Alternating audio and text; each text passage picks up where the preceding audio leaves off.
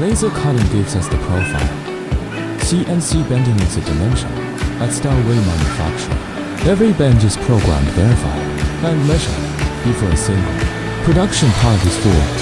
Setup starts with selecting the right punch, then die for the material thickness and bend radius, critical for galvanized steel to prevent zinc cracking at the bend saw. Now technicians that program the full bending sequence into the CNC controller and cross-reference every dimension against engineering drawing before any of the production piece is touched. The test bend validates. The program output angle checked. Zinc surface inspected. No assumptions. Every setup is physically confirmed before production begins. With setup validated, production runs sheet by sheet. Our press brake forms each galvanized component to exact specification, consistent by gauge. Positioning means every part in the batch comes out identical, whether it has 10 pieces or 10,000.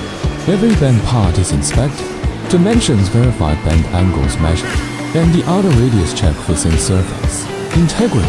If it does bend mid-spat, it doesn't move forward. The result precise.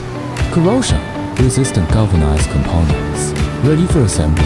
CNC bending at Starway Manufacturing. Engineering confidence built into every part.